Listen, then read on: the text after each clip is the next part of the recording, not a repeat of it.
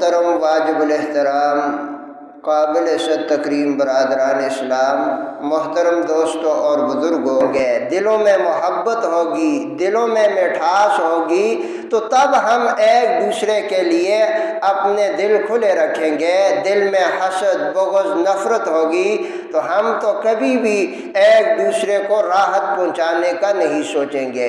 اسی لیے حضور علیہ الصلوۃ والسلام نے فرمایا کہ تحابو، آپس میں ایک دوسرے کو ہدیہ دیا کرو۔ گفٹ جسے عام طور پر کہا جاتا ہے، یعنی آپس میں ایک دوسرے کو ہدیہ دیا کرو، اس سے محبت بڑھتی ہے۔ اور آپس میں محبت سے دیے ہوئے ہدیوں کو حقیر نہ جانو۔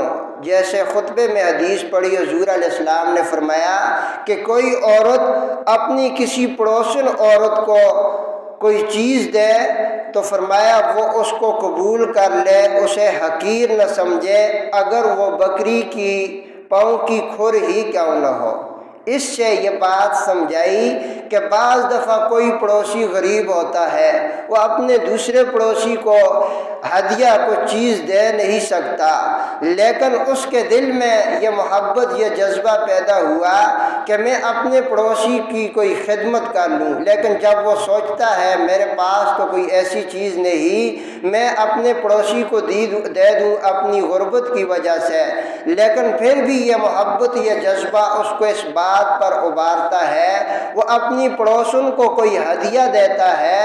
تو اب فرمایا حضور علیہ السلام نے کہ پڑوسن بھی اس کے اپنی پڑوسن عورت کے اس ہدیوں کو حقیر نہ جانے، اس کے خلوص کو دیکھے، دلی جذبے کو دیکھے، نہ کہ اس چیز کو دیکھے یہ کتنی قیمتی ہے، بلکہ اس کے خلوص اور محبت کو دیکھے۔ یہ ہے ہمارا دین، یہ ہے ہمارا اسلام، جس کو ہم بھول گئے۔ یہی وجہ ہے کہ آج ہمارا معاشرہ نفرت و حسد کی آگ میں جل رہا ہے۔ میرے دوستوں اور بزرگوں، حضور علیہ السلام نے ہمیں معاشرت کی یہ تعلیم سکھلائی کہ ہم آپس میں ایک دوسرے کے ساتھ زندگی کیسے گزاریں، کیسے ہم نفرتوں کو محبت میں تبدیل کریں۔ لیکن ہم نے اس ہدیے کو رسم و رواج میں تبدیل کر لیا۔ کچھ خاص تقریبات جو ہیں اس کے موقع پر ہم نے اس ہدیوں کو مقید کر لیا کہ فلاں کے بیٹی کی منگنی ہوگی، فلاں کے بیٹے کا منگنا ہوگا، شادی ہوگی، فلاں جو ہے تقریبات ہوگی تو اس میں ہدیہ دوں گا تاکہ کسی کو پتہ چلے کہ میں نے کچھ دیا ہے۔ اب اگر میں نے دیا تو کسی کو کیا خبر ہوگی؟ یہی چیز ہے جس نے ہماری اس محبتوں کو نفرتوں میں اور تقابل میں پیش کر دیا، اور آپس میں وہ چیزیں جو حضور نے بتلائی کہ جن سے محبت پیدا ہوتی ہے، الٹا انہی چیزوں سے نفرت پیدا ہوتی ہے۔ کیونکہ اب اس ہدیوں کو ہم نے کچھ رسومات تقریبات کے ساتھ مقید کیا، اب ہم جو ہے یہ سوچتے ہیں کہ اس نے میرے بیٹے کی شادی میں اتنا ہدیہ دیا ہے، اب میں اس کے بیٹے کی شادی میں بھی اتنا ہی دوں گا۔ اب اگر اس سے زیادہ نہیں تو کم کر ہی نہیں سکتا، اس کے برابر دے گا۔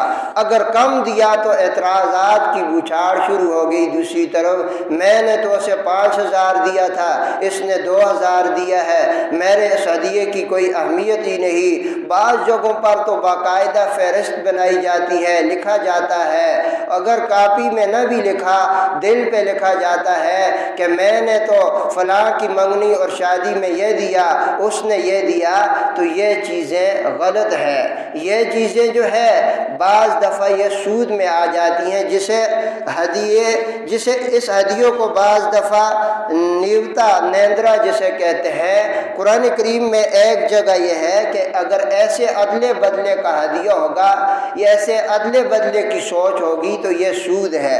قرآن کریم میں سورہ روم میں ہے کہ وَمَا آتَيْتُم مِّن رِّبًا لِّيَرْبُوَ فِي أَمْوَالِ النَّاسِ فَلَا يَرْبُو عِندَ اللَّهِ۔ اس آیت میں ربن جو کہا گیا ہے، اس سے مراد یہی ادلے بدلے کا معاملہ ہے جو ہمارے معاشرے میں عام ہے کہ ہم نے اس ہدیوں ہدیوں کو چند تقریبات کے ساتھ خاص کر لیا، اور بعض دفعہ تو یہ گناہ اور بعض دفعہ محبتوں کے بجائے یہ نفرتوں کو جو ہے ابھارتا ہے۔ حالانکہ اسلام نے کہا کہ کسی خاص تقریبات کے ساتھ اسے مقید نہ کرو، کیونکہ ہم سب مسلمان ہیں، ہمارا یہ عقیدہ ہے کہ حضور نے جو فرمایا وہ سچ ہے، اس میں ذرا برابر بھی جھوٹ نہیں۔ جب حضور نے فرمایا کہ آپس میں ایک دوسرے کو تحفہ ہدیہ دو، اس سے محبت بڑھتی ہے، اگر ہم تحفہ ہدیہ دیتے ہیں محبت کے بجائے اعتراضات اور نفرتیں بڑھے، تو سمجھ لو کہ ہمارے اس ہدیے میں ہماری نیت کے اندر کھوٹ ہے، ہم نے اسلامی اصولوں کے مطابق اس ہدیوں کو ادا نہیں کیا۔ یہی وجہ ہے کہ حضور نے تو فرمایا اس سے محبتیں بڑھتی ہیں، اب نفرتیں بڑھ رہی ہیں، تو ہم نے انہیں چند رسومات کے ساتھ مقید کیا۔ ہماری نیت کے اندر کھوٹ آیا کہ اس نے اتنا دیا ہے میں اتنا دوں گا، تو اب یہی چیز نفرتوں میں آ گئی۔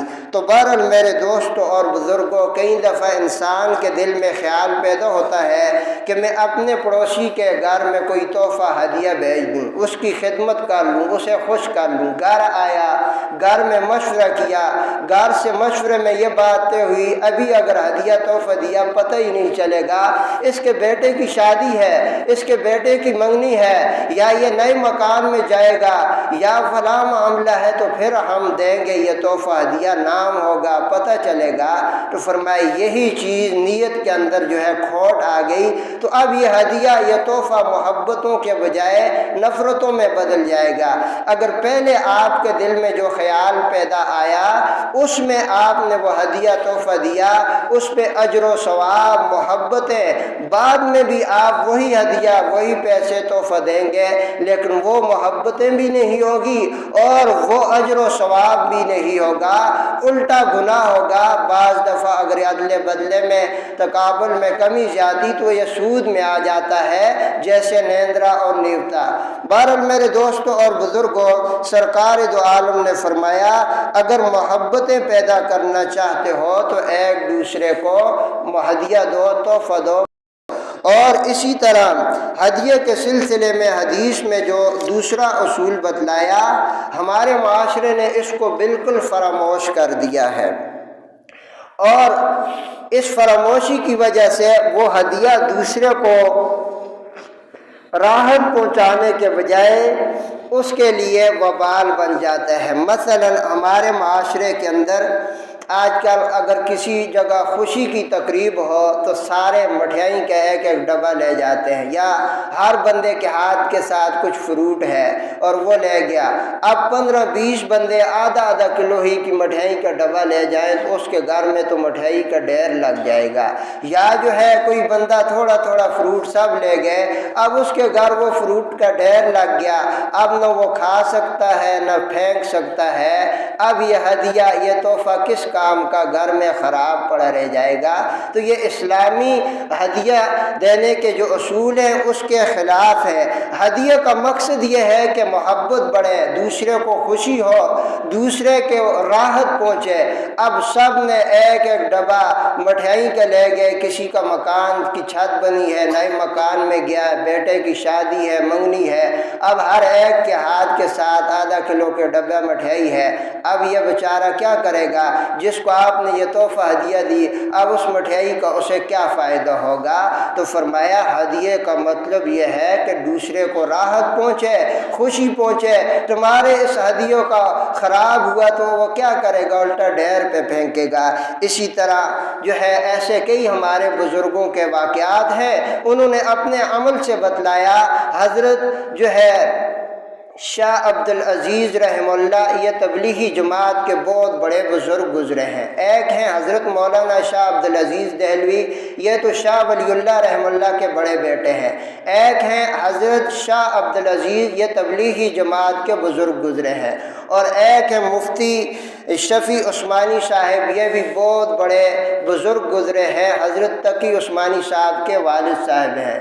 فرماتا ہے کہ حضرت شاہ عبدالعزیز رحمہ اللہ یہ تبلیغی جماعت کے بزرگ یہ اکثر حضرت مفتی شفیع عثمانی صاحب کے پاس ملاقات کے لیے آتے، تو فرمایا ایک دفعہ یہ آئے تو ان کے ہاتھ میں کاغذ کا دستہ ہے، یہ وہ لے کر کاغذ کا دستہ لے کر آئے، اور دوسری دفعہ آئے تو ان کے ہاتھ میں کچھ روشنائی شیئی تھی۔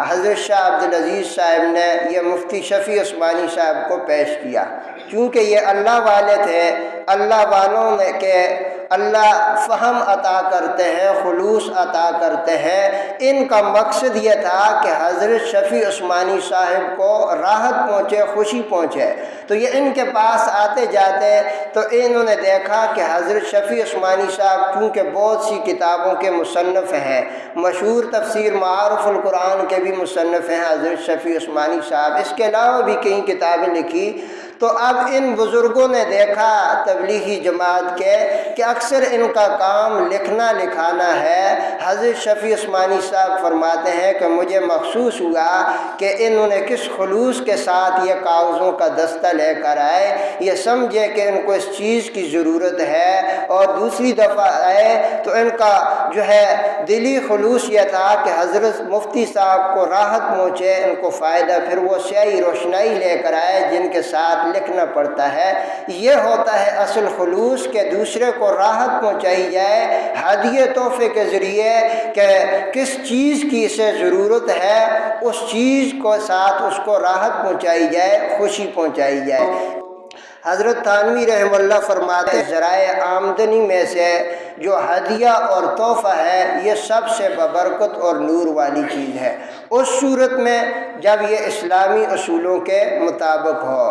اور فرمایا کہ اس ہدیہ میں ایک یہ مسئلہ بھی قابل غور ہے کہ یہ اشراف نفس نہ ہو۔ حدیث شریف میں ہے اشراف نفس کا مطلب یہ ہے کہ دوسرا اس کا انتظار نہ کرے کہ فلاں سے میری طرف کوئی چیز آئے گی۔ مثلا کسی کا کوئی دوست اکثر آتا ہے تو وہ ساتھ کچھ نہ کچھ ہدیہ تحفہ لے آتا ہے، یا شادی کی تقریب، ولیمہ، دیگر کوئی تقریبات ہے تو بندے کو انتظار ہوتا ہے اب میرا فلاں رشتہ دار بہن بھائی آئے گا، فلاں فلاں چیز لائے گا، تو یہ اشراف نفس اگر ہوگا تو اس صورت میں اس ہدیے کے اندر برکات نہیں ہوگی، نور نہیں ہوگا۔